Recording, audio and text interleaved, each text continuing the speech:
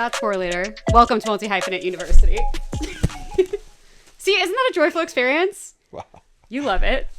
Okay, in the water. In the water. It's an accoutrement. Won't be drinking that. You know what? These are actually peptide confetti. Welcome to the lighthouse. Scott Sporlater is the So we do the whole thing with confetti on us. I love it. That's part of it. It's the branding. Okay, it's a branding element. Scott is the creative director at Matador Network and honestly one of the most talented travel photographers. And I don't know if they're, would you say animal photographers? Your photos of whales are transcendent is really what I am trying to I appreciate say. That. I'd say more adventure photography.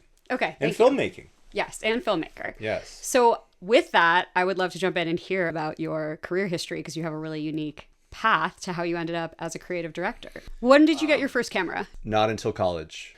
My dad worked for Olympus, which he worked in the medical device side of things, but they also make cameras, and he was able to get a discount on a camera. I studied abroad in the Netherlands, and I kind of got into photography then.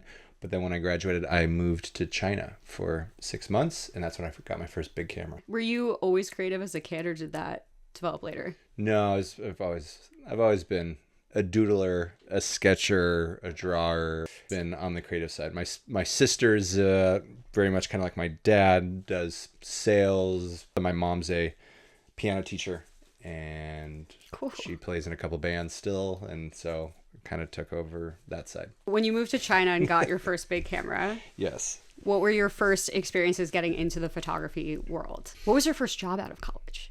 So I got my degree in graphic design, and I started doing like freelance graphic design work. I had learned how to make websites on Flash. I don't know if anybody remembers Flash. But I would do kind of like one-stop shop for logos, designing brochures, making websites and things like that for just contacts, different friends, random small places. I would try and save up for 8 or 9 months, and then I would go backpack in Asia for like 2 to 3 months every year. So I did that for like 3 years in a row, where I would go over. One year it was like Nepal, India, Japan, and another year it was like Philippines, Cambodia, and I was just doing these little routes around Asia doing photography and then coming back and trying to sell my photography.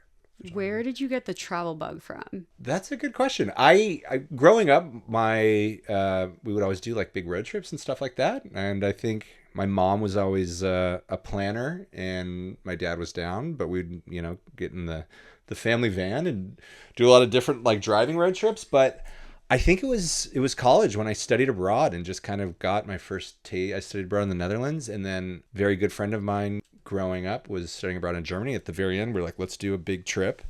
And it was either Egypt or Russia. And we went to Egypt. After that, it was kind of, I don't know. It was kind of on. I really loved that. Came back and ended up going to China. Yeah, there's something about new places, new cultures. One of my favorite feelings in the world is landing in a new airport, getting a rental car, and then pulling out of the parking lot and rolling down a window, and just like utter freedom to go be driving the car yourself and go anywhere you want. I don't know if you know, I lived abroad for a year in South America. So I had this job that was running retreats started in Central America. I was in Mexico and then Argentina, Uruguay, and Colombia. And it was like running these digital nomad retreats. And I had always had a travel bug, I think mostly out of almost the opposite, because in my childhood, it was just East Coast. Like we literally didn't do anything else because my family was like, well, if we're going to go on vacation, we're going to go to the beach, like, and go see our family. So I was like, I want to see the world and whatever. And I did Florence in college. Okay. And then did that year program. But what I'm curious about, because I burnt out on it personally, and I still love travel so deeply, but from such a different perspective of doing it for like 1 to 2 weeks at a time and then coming back and having a home nest. But it sounds like you did a lot of years of backpacking or like being more long-term periods. Did you ever burn out on the long-term travel? Do you still I've been in a that? 10-year-long burnout. I'm burnt out at all I'm times. still burnt out? Yeah, that's fair. Yeah, no, I know what you mean. I mean, yeah, I've always come back. I've never gone and like been somewhere for a long extended period of time and lived in another country for a couple years. And there's definitely, especially like now with the gear and things like that, I'm just like, oh my God, I can't, like overhead compartments and taking things out and memory cards. There is a part of me that is on the back end of the bell curve, I would say, but I don't know, there's still something, and that's kind of like the ongoing joke at my work is like, if something comes up and I'm like, oh, Turkey, I could do that, I'm like, and I don't know, there's still a part of me like, next week we're going to Yemen. We're going to go to Socotra Island, and that's going to be a wild one. I don't know anything about that. What's the vibe? Do you know the vibe? What's the vibe in Yemen right now? Yes.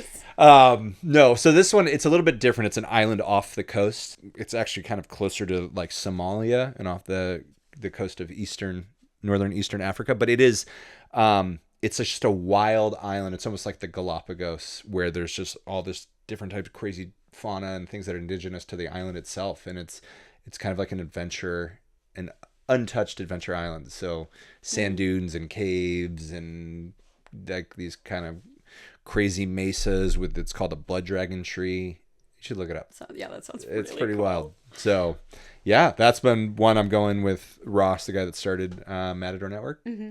And we're going to go shoot a little kind of like a little travel vlog on a place that's not very explored. Yeah.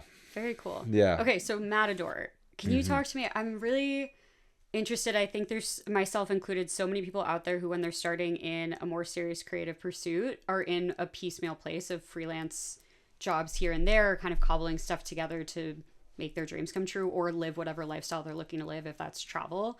Mm-hmm. What were those earlier years like for you? Like, what were those first jobs that you started to move into the photography space? I was just talking to a couple friends at lunch right before this about kind of the piecemeal nature of it, and it's something I still struggle with now, but is that it was just a lot of yeses. You name it, from shooting weddings for friends to real estate photography to random portraits to kind of anything, making websites to blah blah blah. Anytime you had an opportunity to make money for doing something, like, I was saying yes. And I think that actually one of the hardest things that for me, as I've continued on, is still operating from that kind of scarcity mindset where even though I am full-time at Matador, there's still a part of me that's like waiting for the other shoe to drop. So I kind of live in the freelance world a little bit mentally, where I'm like, what's going to happen, Right. Like, or you don't know what the next gig is or something like that. My relationship with Matador is I came back from one of those trips from Asia. I'm from Orange County, and there's a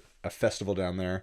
There's 3 festivals in Laguna Beach, which are art festivals that go on in the summer, but they're places where there's glass blowers, ceramicists, painters, and you can get a little booth. And one of them is called Art Affair, where I applied and got accepted to have a little booth. And I was like, in my mind, I was like, okay, if I could make $15,000 a summer, I could go travel. Like, that's all I need. And I was still kind of at my parents' house, just in and out of a backpack and going. And one of those summers I was coming back, I was doing that, trying to sell matted prints, 8x10 matted prints for your bathroom. If you're nice. Subscribe.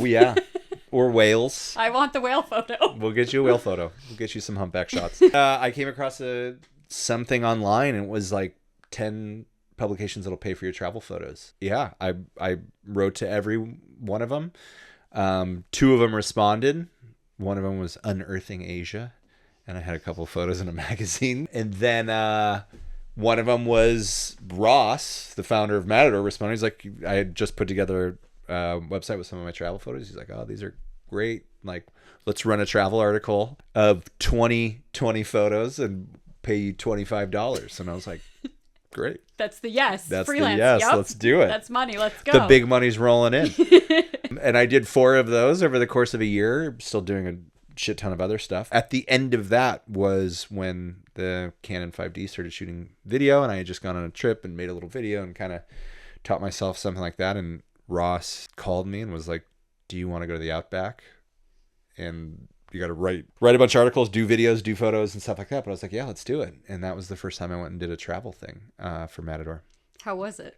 It was good. It was a lot. Yeah. I think it was... I feel like those first experiences are kind of peak experiences of, like, I imagine it was kind of an engraved memory. I mean, I got to learn how to drive stick on the wrong side of the road. That was good. Terrifying. It was a little terrifying. I remember being in the Outback, and they were like, don't drive over 60 kilometers an hour, which is like ungodly slow. And I remember driving to a place and I was like, why do I have to drive so slow? I'm like, there's nothing out here. I'm like, I'm in this like giant Land Cruiser. This kangaroo can't be that bad. And he's like, oh no. He's like, it's the camels. I was like, what? He's like, oh yeah. He's like, the camels will kill you. If you hit them by their legs and sweep them out, they'll fall right through the windshield. And I was like, no shit.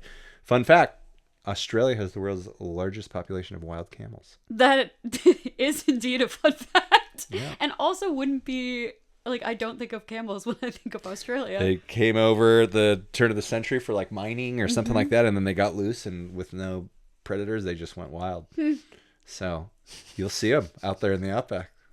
Do you have a particular trip that's like stood out to you as one of your favorite memories within this world? There's a couple places that there's about 2 or 3 experiences that I find myself going back to. Well, now 4. The whales. The whales. The whales. You got to swim with the whales. You gotta swim with the whales. I think you should plan it. I was looking up some of your stuff, and I don't think you actually shot this. It was on Matador, but it was in Tonga, I believe. And it was a bunch of underwater whale shots and swim. And I was just like, this is surreal and magical and mystical. You know, those are my shots. Those are your shots? Yeah. They're unreal. Yeah, we did a like a little documentary called Whakaapapa, Huh. which means respect in Tongan. And we did a documentary on the sustainability of the whale watching ecotourism and what would happen if the whales stopped coming back to Tonga. But the crazy thing was, it was about 6 months before COVID. So we didn't see the plot twist as what would happen to the tourism if the people stopped coming back to Tonga. So yeah, got to go back and reshoot that. But yeah, I would say the 3 special places for me, I've done a lot of work in Alaska with this family that runs a place called the Ultimatuli Lodge in the Wrangell St. Elias National Park. And it's the world's largest non-polar ice field up in this national park. So it's just glaciers upon glaciers. And they have these giant bush wheels that are like the size of half of the door. And you literally, like in these tiny Piper Cub planes, you just go and you land on glaciers and rocks. And it's just full cowboy country. Have you driven a plane? Have I what? Like piloted a plane?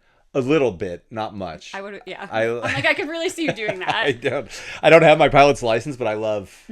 I grew up like flying gliders, and on some of those trips, I've flown, but like with somebody else that's ready to.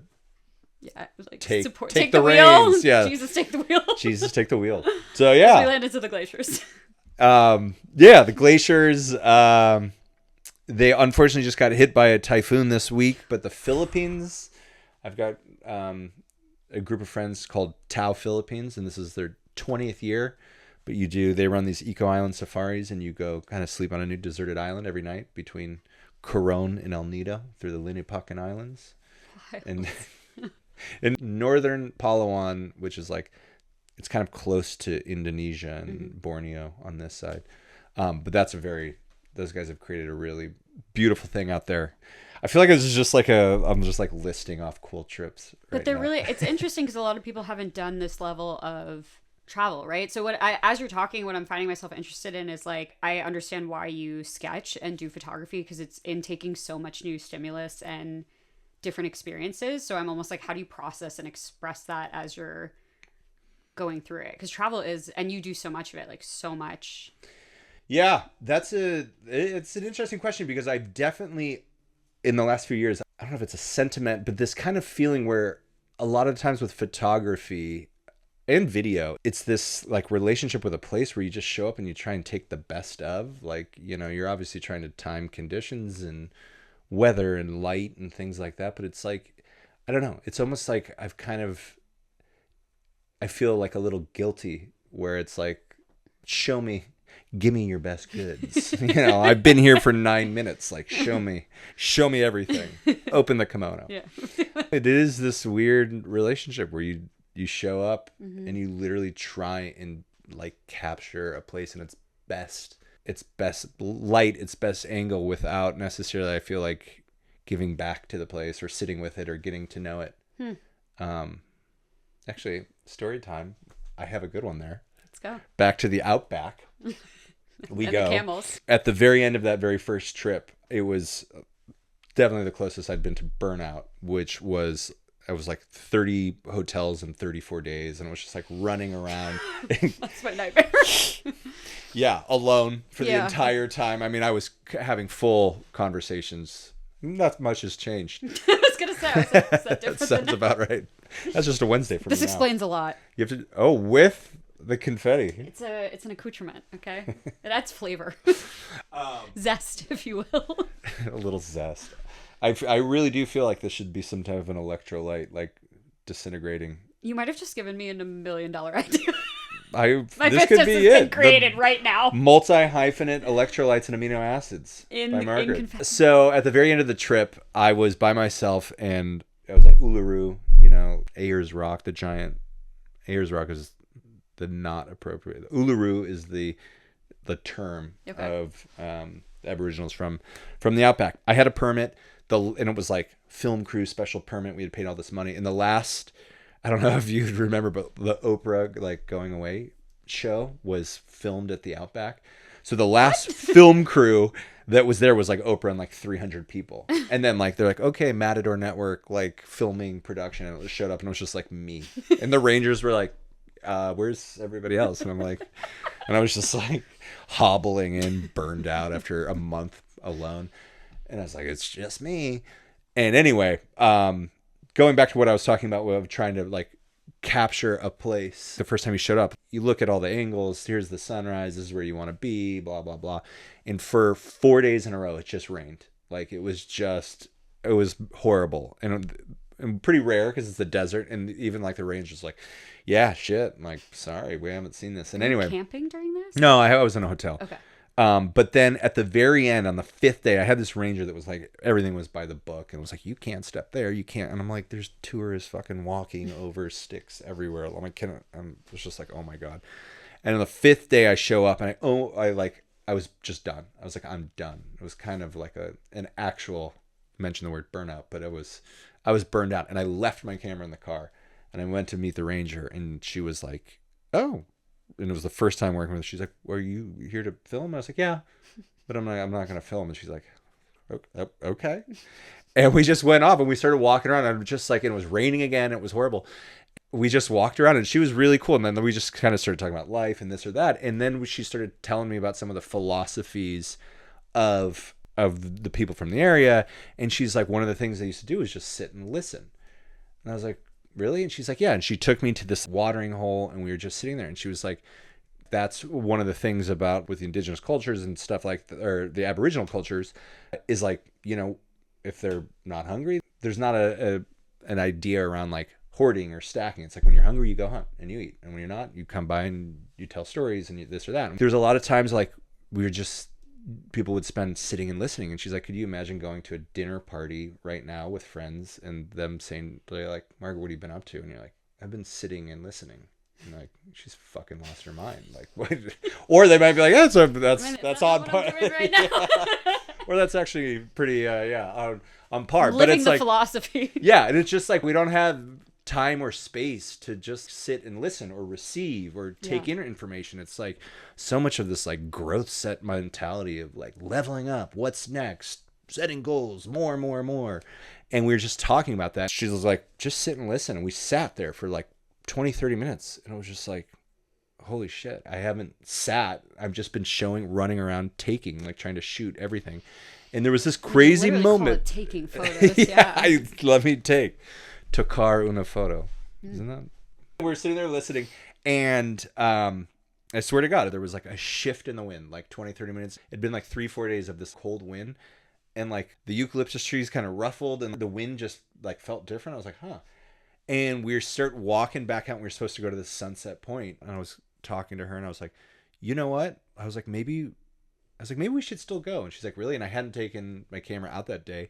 And as we're walking back to the car, I could see where the point is, but I love sunsets. I take a lot of pictures of sunsets, but I could see there was like a thumb gap on the horizon. And I was like, holy shit. I was like, if the sun gets underneath that, because the Uluru, when it gets wet, it gives it kind of a velvety texture, and it had been raining for days. And I was like, oh my God, let's just go up there. And we go up there, and because it had been raining, there was like nobody up there. There was a couple tourists, this like British guy.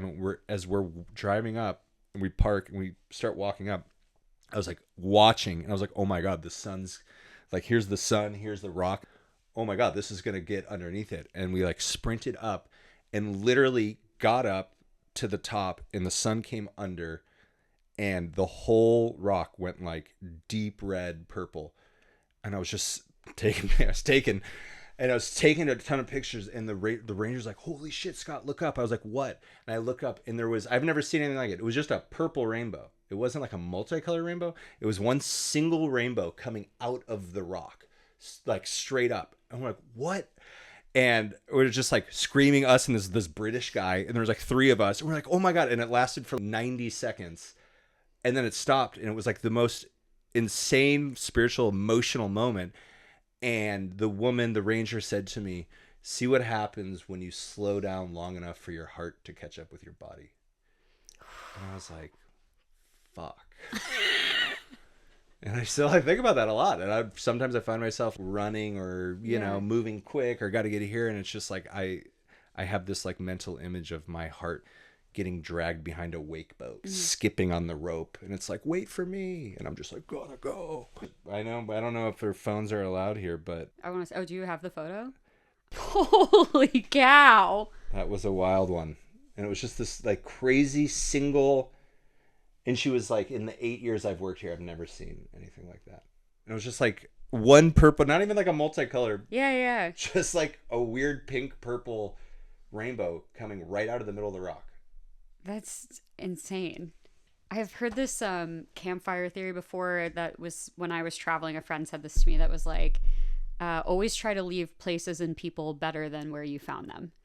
And I think about that a lot. But I like the heart catching up to the boat as well. Yeah. See. I know. Okay. I also wait, before we keep going, what is the definition of a multi-hyphenate? Ooh. Okay, so there's a lot of ways to approach this. I have a personal theory that's underlying this, which I actually think a multi-hyphenate is a different way of saying just like a deeply creative spirit. I just think it attracts a certain flavor of that, which are people who are struggling with kind of like... I'm not struggling. Everything's fine. Everything's great. Like being confused about how to communicate who they are and storytell around who they are, because I'm a therapist, coach, photographer, podcaster, content creator, producer. I could name 7 other things that I've done or you could hire me for, but it's like, how do you communicate who you are?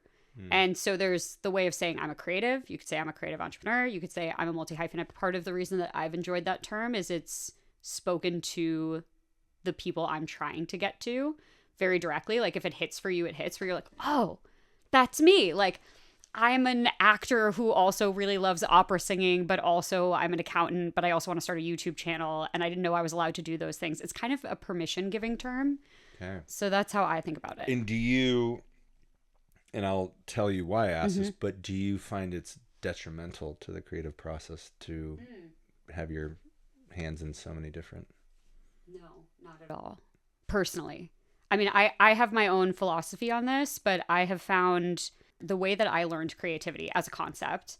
I mean, I grew up in Connecticut, which is not particularly a creatively inspiring, or like they don't push that stuff. It's finance, fashion, whatever, like some entrepreneurs in my childhood. Greenwich but when this time of year. Greenwich, beautiful foliage.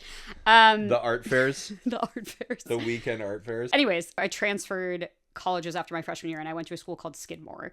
And their philosophy was creative thought matters. And what that means is we were actually required as part of the curriculum to be interdisciplinary. So if you're studying comedy, you have to make an art project about it. If you're studying geology, you have to make either an art or a singing. Like you had to, in every class, find an interdisciplinary connection. And I was actually a textiles major, so I studied weaving. I was on a floor loom, so I was creating patterns and like literally weaving together ideas. Guatemala, here we come. That was why I went to Guatemala, the capital of some. I also got E. coli there. A whole separate story. Anyways, all of that to say, like my brain thinks of creativity as an opportunity to weave together different unique ideas, and for me, in the way that I approach it, it only ever supports my ability to create or make or show up in creative spaces, because I can bring in weird ideas of like right now. Yesterday I went down a rabbit hole of watching sticker hauls on YouTube. I wish I was kidding, but like I've been finding lately that YouTube has all these weird, I'll explain in a second. Sticker hauls? Yes. There's so many niches of what creativity and authenticity means, and authenticity is such an overused term in my opinion, But like what it actually means to show up as yourself. What comes up for you when someone mentions authenticity? Every fucking speaker on a stage at any panel ever is like authenticity in the creator economy. And I'm like, I've been to 27 of those panels. Yeah. And they're like, be yourself. And you're like, yes. Yeah, not everybody's interesting. But your authentic self might not move the needle on sales. I mean, I think it's more almost the Ratatouille approach of anyone can cook. And at the end, they're like, oh, I just realized a great cook can come from anyone. And it's like authenticity can look like anything. And I think I was so exposed to so many authentic normal versions of like okay. entrepreneurs, finance people, like more normalized archetypes, that having a different lens on that or understanding that you can show up differently was important for me. That was a long rant, but yeah, that's my philosophy on this. Okay. There's a lot there. Yeah, there's a lot to unpack. Lot to unpack. No, I mean, I think it's interesting. For me, definitely started in the more of the singular kind of like, this is what you do. And then I've watched the rise of this creator world, and still, I don't even, who knows where it's going. The reason I had brought that up originally was with my photography. When I was selling my photography, it was Buddhas and beaches was my unofficial motto. So it was like a lot of travels to Asia, and then a lot of waves, surf photography, but then some stuff in between, adventures. And oftentimes the feedback I would get is that like, I don't have a lane where this guy's selling his stuff. He's the safari guy. This guy's the wave guy. This guy's the whatever. And they're like, you're kind of everything. And like, and I don't know. I there's not really an answer to this, but I sometimes have wondered if you funnel it into one thing, you don't want to be a one-trick pony, but it's like you're Margaret the glitter confetti girl. I don't know, but you know what I mean. I think that's actually the tension like, of the whole thing, right? Because there is the reality of don't judge a book by its cover is almost in my opinion, like not really useful statement, because you are, and that's how like the genres. If I'm going to sell a book at Barnes and Noble, I might sit there and be like, I'm every genre, but ultimately you have to actually place it in a genre in order for your audience to find you to buy the book, right? Yeah. So there is the reality of that. While on the other side, I would guess that all of your experiences have influenced your unique eye. And I think that some of the most successful and interesting people that I'm attracted to or want to learn from are people who don't make sense. Like they have huge contrasts where you're just kind of like, what? Like they do that and that? That doesn't, I didn't know you could do those things. I don't know. That's my take. I like it. Drawn to people who don't make sense. Mm-hmm. I think there's this idea when you talk about the creator economy and hooks on social media, when people are confused, they stop and watch. And I think there's something to that. There's the slop version of that where you're confused and you're just like, nah. But if it's intriguing, like you see a purple cheetah running next to a giant Porsche or something in that, like, I don't know, but you're just like, what am I looking at? Yeah, I know. But I mean, that's exactly, somebody else could look at that and say, that's the slop. That might be the slop. That could be. I don't know. I feel like I have a love-hate with all this stuff, because I just don't think we should be absorbing this much. I think that's part of the creative process, which is hard now. Is like, I mean, I've struggled with the compare and contrast. Is before you even get started, like someone else has already put something out there that's like faster, bigger, but you're just like. Do you mean in terms like if you're in terms of like something? Edits or posting something or things like that? Like I have really slowed down on posting. It's just like. There's just so much moving, and it just feels like chatter. And I'm just like, man, I don't think the brain can handle this. I mean, I think everyone agrees with but that. But I'm in this world. That's what I'm slanging this. What's interesting, though, I would say about this is the part that needs to go off the record. Lighthouse After Hours. After Hours cut. Steve from Matador Network. But I think your photos and your world is considered art in a way that like an influencer being like, I'm walking through the woods right now. People are like, that's not art. But your photos kind of stop and I think give, from what I've seen of your work, give pause. They actually have a spaciousness and breadth to them, to the point of like letting your heart catch up to where you're at. Yeah, thank you. Yeah, I heard that once. This like photo teacher was like critiquing images and said that like my images all have like they feel like they have like a central theme or something like along those lines. Each image kind of has like a like a strength to it. I don't know. I'm not even not using I would the agree with right. that. But yeah, and it's weird too. I never like was really an outdoorsy person, but I call myself an accidental outdoorsman. Like That's I hysterical. don't have like a lot of gear or stuff, but then I go back and I look at my like work and the things I've done, and I'm like, I'm kind of like 90% of the time I'm outside. Yeah. Yeah, I'm like, I don't identify as outdoorsy at all, and I see you as very outdoorsy. I'm like here in my loafers. Yeah, and then you're like, I'm out to Joshua Tree. Bye. This is true.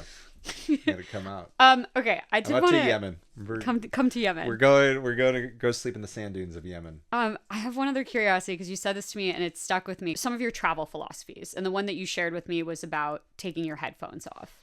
Can you talk a little bit about that? Yeah, I would say that like I think it's very hard to do. I don't really like push my thoughts or my philosophies onto people, so I don't really share that much. But I think you can travel with them. But one of the most interesting things that I try and still do, I haven't done it as much of late, but is to travel without headphones or pods or anything like that, because it's just like, although it can be painful, it is like, I don't know, it's like a wall. You're not going to be listening to music from the place that you're traveling to. You're probably listening to a playlist or something from at home that's automatically mentally, emotionally, and spiritually bringing you back to another place, preventing you from being in the present. It's like a divide between connecting with somebody, whether it's on a bus or in a train station. Granted, you got to be safe. You don't want to be open to everybody all the time. But then you also like, I don't know, there's something I feel like that happens. It takes a minute, it takes a few hours, but it really, like you're talking about like the creative permission, but it's like, I feel like it's psychological permission to be in the place that you're at. And it definitely sucks, especially like overnight bus rides and things like that. But if you're down to do it, I feel like good things happen. So give it a shot next time you're going. And look backwards. That's my other one.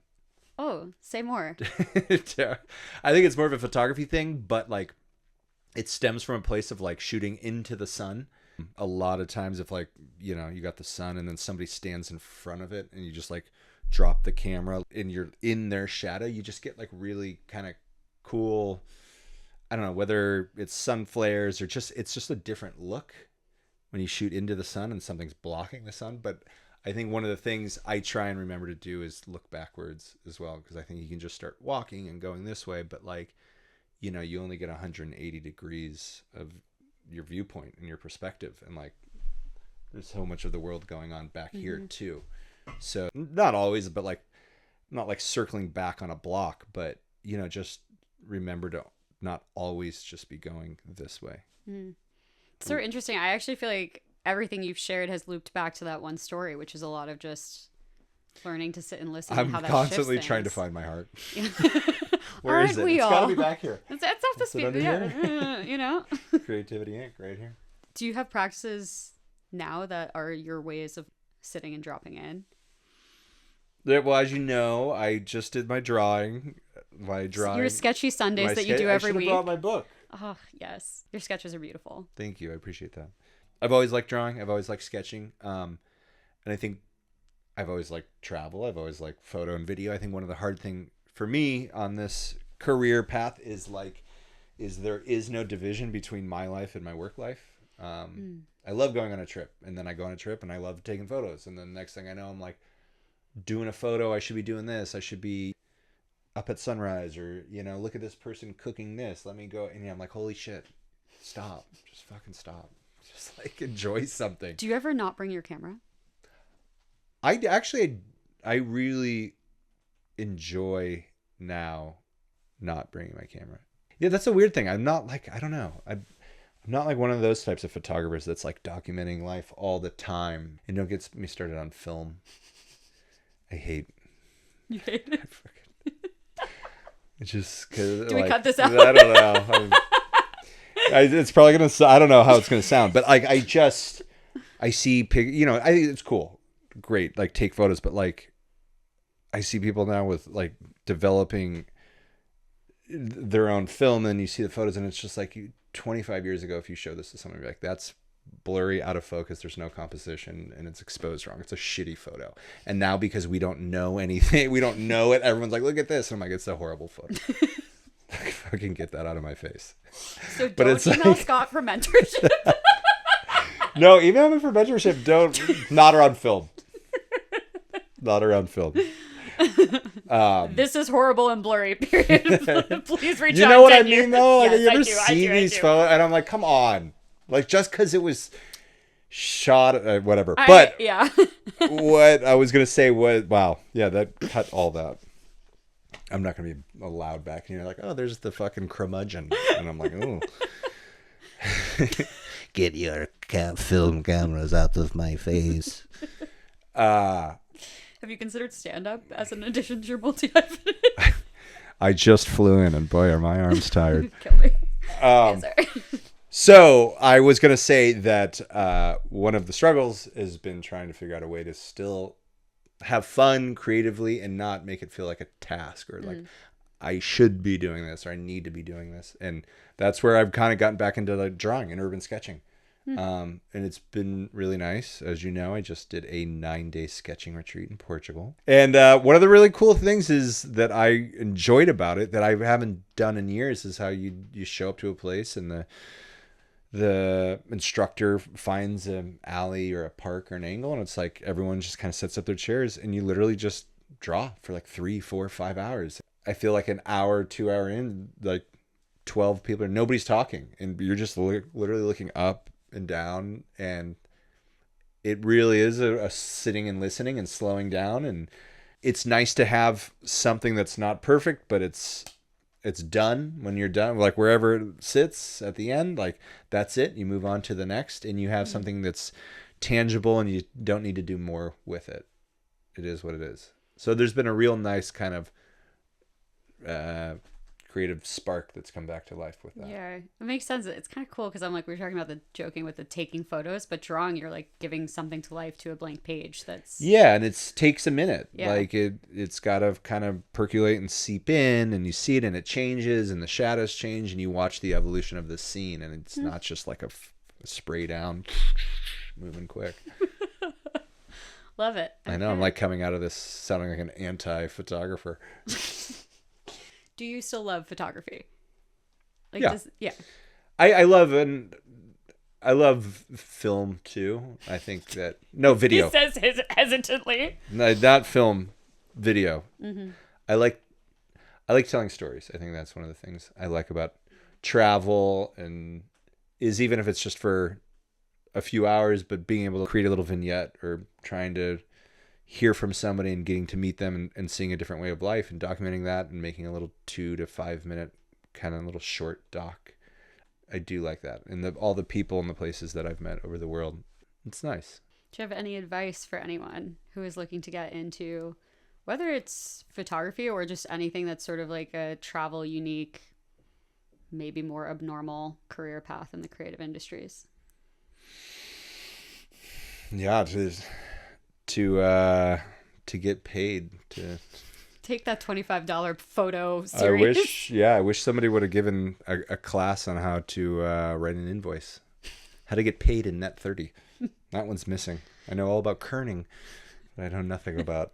I would say as much as I was saying about like the digital world and how much is being published. I mean, we're in a position now where we're hiring people, and literally it's like, yes, we look at like a resume, but we literally just look at work and be like, show us your last video, show us the last reel. And like, okay. And you can tell like if someone's got a vibe or they got a look or they got, are capable of being able to tease out a story, and you're like, that's good. So I think in that sense, it is cool that I feel like it's way more possible than now. I think the thing that I've seen over the years is, obviously you want to hone your craft, but there are a lot of kind of copycats you get, especially in the travel world. You get certain type of looks, and then all of a sudden you see 50 of them, and you're like, okay, little person, tiny cliff or something. And now it's like this style or whatever. Thing, yeah. And it's just kind of like, if you are, I think you can obviously, like when it comes to creativity, you practice and you hone your skill, but somewhere everyone, if you're going to be following it, you have a little knick-knack kind of something in your gut that is your own creative feeling, and just like make sure to just keep your own voice, and like it just hit publish, and it doesn't matter. You can always delete it, but like, just keep going and be persistent too. I have noticed that in this process of the last 5 years of like, as we're to the point where we're hiring people, and like there is so much out there, as I've mentioned 5 times, but like I find that like when people come back and like follow up on an email or something like, hey, spoke a couple weeks ago, just wanted to check in, nice about you, like, oh shit, that person was cool. Oh, that's right. And it's just like, I feel like that for myself, like a little nudge those are the people I end up working with more and more. Awesome. You know what I love about that is I always hear be consistent, but persistent is also a good addition to that. Like keep following up. Keep following up. Yeah. But not like why not me? But Yeah, in a like, hey, like chill, grounded energy. Yeah. Yeah. Chill, grounded energy. CGE. Chief Groove Enhanced. I mean, that point I think is really interesting about, this was kind of a different way of saying what I was saying earlier about the authenticity, but finding your voice, where I've been thinking about this being new to the creator space now, and even what the podcast looks like now versus my first episodes, which were obviously garbage, like so bad, but finding your voice as an artist is an interesting what? I mean, I hear that, but also like you did it. I think that's the hardest part, is like just doing it. And that I don't like critiques that much when it comes to the art world, because it's like, damn, like at least I have a lot of respect for anyone that just actually makes something. Mm-hmm. So it's like, you might be thinking those were garbage, but also you might look at this and make this, dude, that was garbage. And like, what the fuck? Yes, God. Yeah. Wouldn't blame you. But like, I don't know, just like do it. Mm-hmm. Not to be Nike, but just do it. Shia LaBeouf. But I do it already. I think the voice development is that you're always yourself, but you also keep iterating on it, and it keeps shifting. Yeah, I mean, I don't know. I guess I haven't really thought about it, but like, and maybe this doesn't apply for everyone, but like your voice evolves, but like, I don't think you need to find your voice. You have your voice.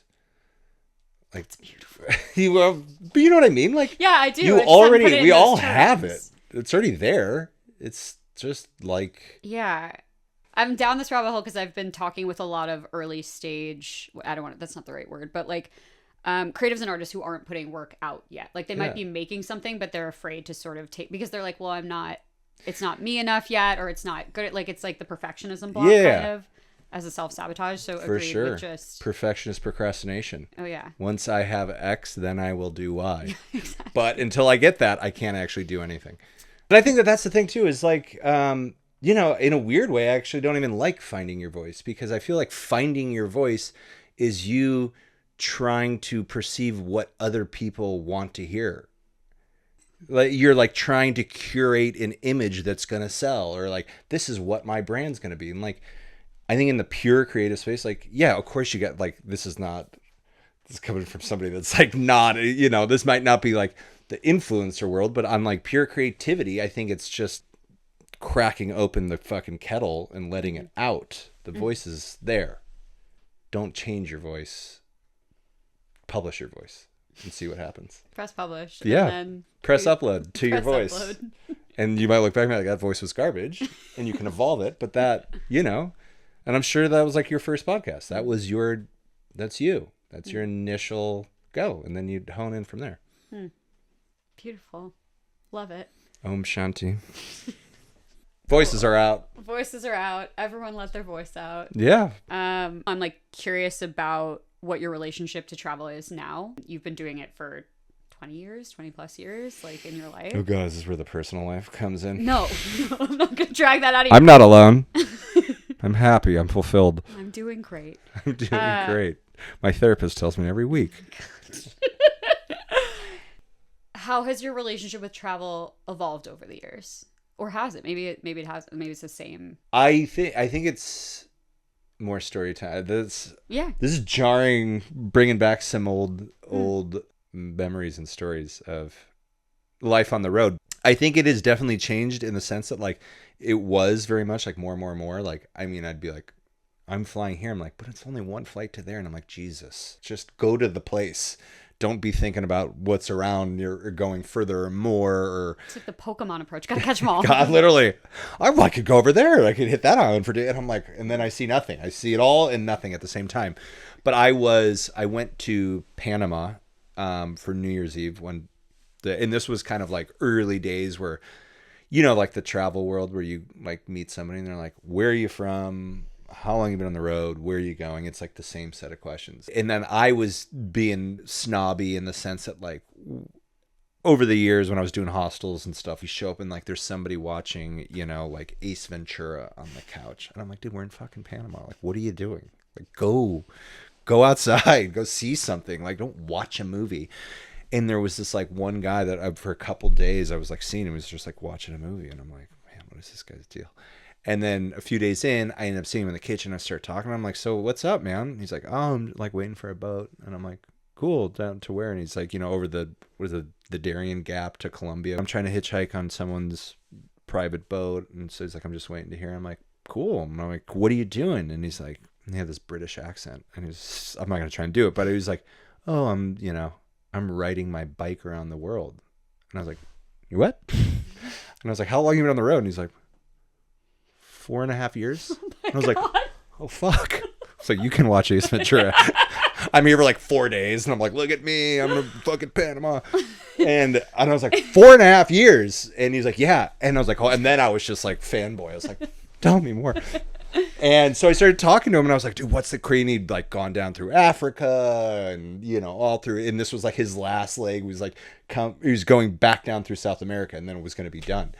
And I was like, what is crazy stories, and I'm like thinking about who knows in some far-flung village, and he's like actually the longer I'm away, the smaller things like get. And he's like, I was riding my bike a couple weeks ago and I like came over this bridge and he's like, I just stopped and a butterfly landed on my handlebars and I just broke down crying and I just started bawling. I was like, damn, dude. I was like, this is deep. And I to go back to what you originally asked about my relationship and evolution of my relationship with travel, I think it has been 20 years for shooting for tourism boards and sprinting hard and running around. You can definitely be prepared to capture the most insane moments. And like, a lot of that stuff is not coincidental. Like you got to put yourself there. But then also the realization, like there's always going to be more beauty and you can't see it all. And it's just like slowing down to whether it's like sketching or just like walking around a block and looking backwards or looking up and looking down and just being like, here it is. Like, this is the beauty of it all right here. It could be the biggest or the smallest. Like, it's never going to stop. You just got to soak it in. It's so beautiful. When I was living in South America, because the nature of my job was, so I was facilitating these retreats. It was a really small team, so we were doing everything. So I was also like the head of marketing while running the retreats, while also doing the like retreat planning. So we were always planning 1 to 2 retreats ahead while also in the place we were at. Yeah. And that was a constant balance as well, to be like, so you're everywhere and nowhere. Yeah, exactly. You're like, wow, I'm in this beautiful place. I'm taking in so much, but also at the same time, like, okay, do we have the housing set up for Colombia? Like, what's going on? What are the setups? Have we onboarded the 20 people? And like that back and forth was a weird pull that I had to do a lot of slowing down and being like, and it's hard. And especially now with phones where it's like, you're one FaceTime away from anyone anywhere. So you don't even feel that far away. Mm-hmm. And I mean, I love turning my phone off. Like I have always said, my dream is to take my phone and fucking throw it in the ocean and have a flip phone. Well, that's why you got to come out to the ranch, because in my little spot, it's one of the rare spots there's no cell reception. That's oh my God. So you literally, that's like, you've sold me. That's all I needed to hear. It's pretty magical.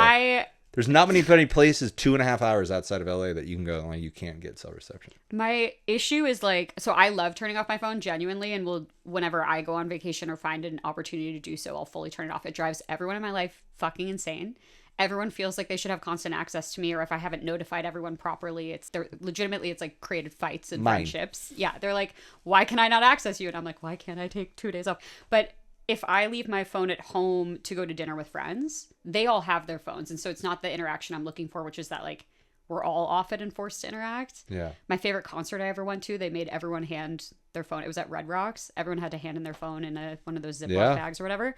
And I was like, just the knowledge that everyone in that stadium was looking around and didn't have access to be like texting or I was like, this is great. Yeah. This is the dream. I feel like we actually all kind of long for that. It's just like this thing's so addicting. You can't help yourself. It's so real. It's so real. And it's just real. like, yeah, that feeling that like nobody's talking. It's like, great. Yeah. Part two. All right. Well, this has been a joy. Thank you for sharing so many like beautiful travel stories, because I haven't gotten to hear a lot. I feel like we just grazed the surface of what I'm sure are the stories under your belt, and I really appreciate you. Well, thank you for having me. And I Of appreciate you. I appreciate you bringing me on and asking questions. I'm not used to talking about myself that much. I'm normally the one doing the interviewing. So Great. You killed it. yeah, I was about to start lobbing questions in back at you, but this is my new learning to sit and listen and receive. Same. I'm going to take that with me for a while now. That was a very meaningful story. SNL. You're going to sit and listen. You'll see me outside on a little bench. Great. What are you doing? SNL, baby.